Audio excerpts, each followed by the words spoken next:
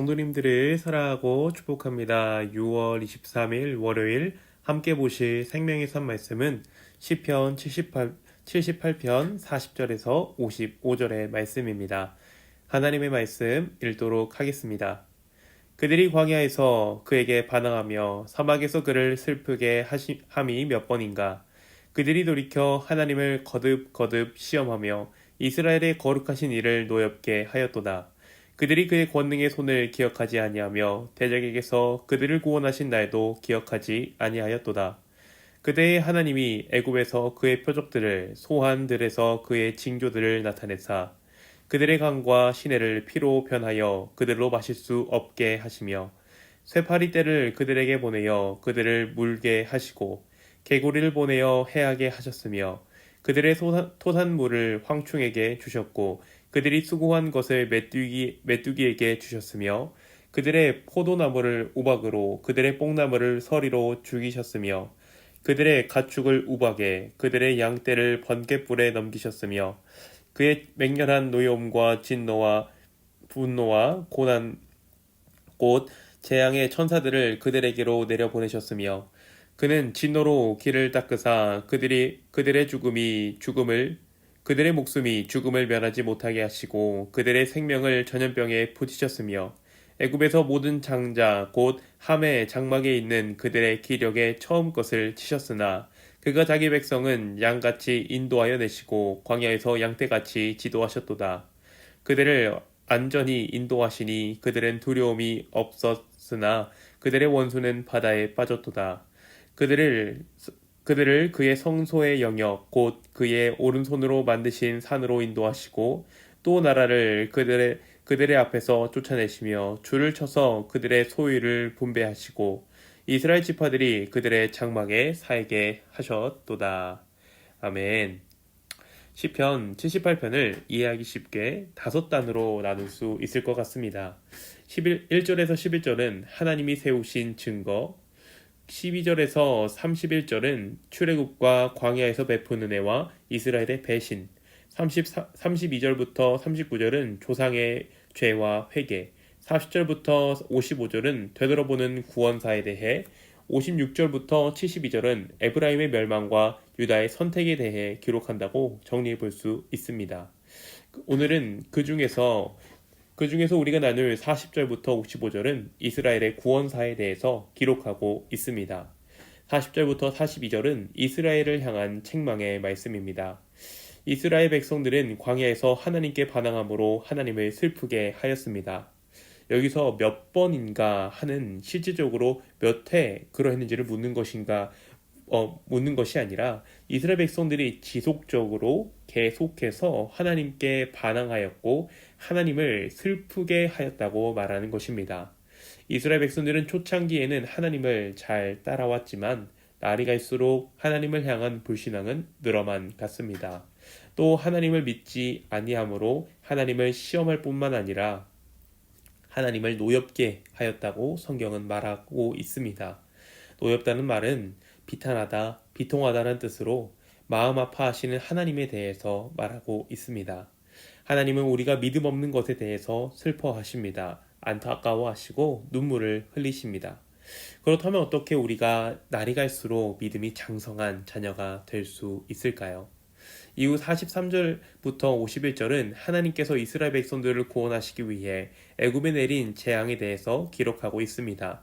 나일강을 피로 변화시킨 재앙, 파리떼, 개구리, 메뚜기와 황충 재앙, 우박, 전염병, 장자의 죽음의 재앙까지를 기록하고 있는데 몇 가지가 빠져 있습니다. 독종, 어둠, 빠져서 총 세 가지가 빠져서 7가지의 재앙만을 기록하고 있습니다. 이는 시편의 작가가 다른 재앙들을 모르기 때문이 아니라 의도성을 가지고 7가지의 재앙만을 기록한 것입니다. 모든 재앙에 각각 의미가 있으나 기자는 고의적으로 7가지만을 말함으로써 완전수 7가지는 의미를 떠올리게 한 것이죠.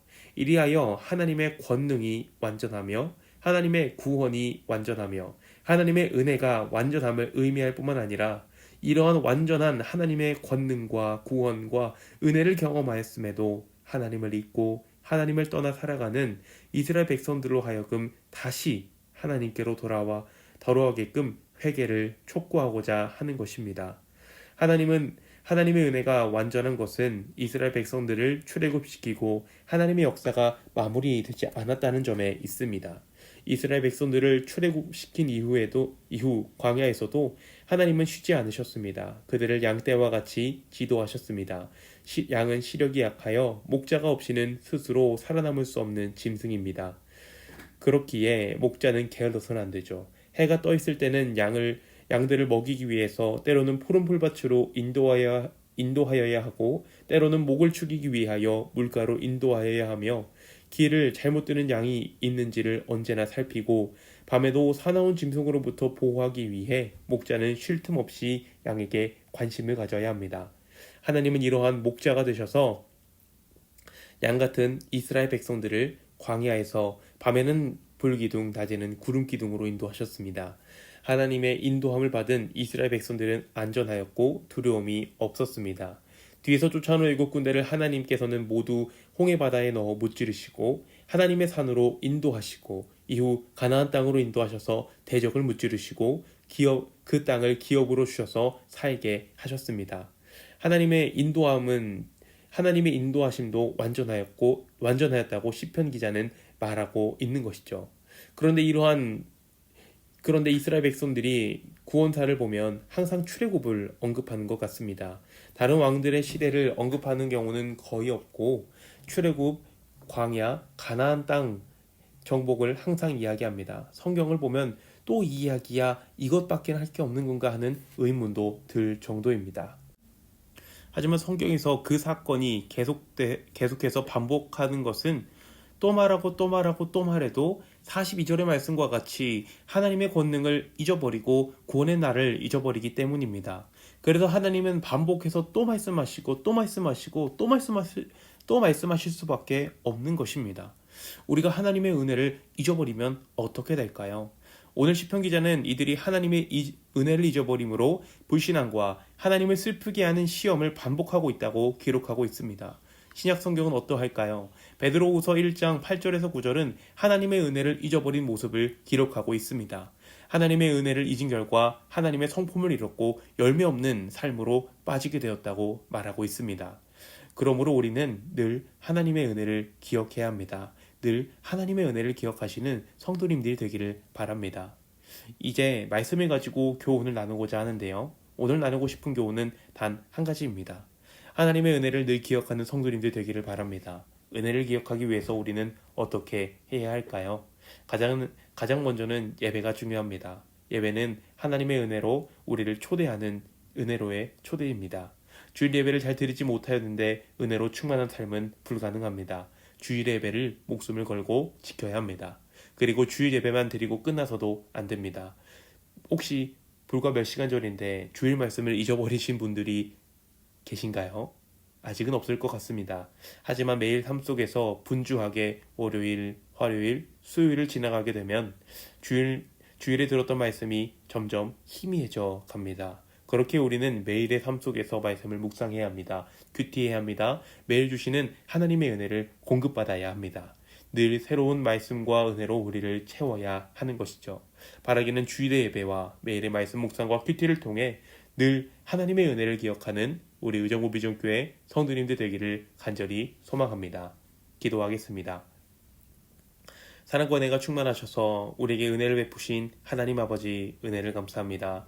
주님, 우리가 하나님의 은혜를 매일 묵상하기를 바랍니다. 주님, 우리는 하나님의 말씀을 알지만 그 은혜를 늘 잊어버리며 살아가는 것 같습니다. 주님, 바라기는 우리의 삶 속에 하나님의 은혜를 늘 공급하셔서 하나님의 은혜를 잊지 않고 그 은혜로 살아가는 우리 성도님들 되도록 주님 축복하여 주시옵소서.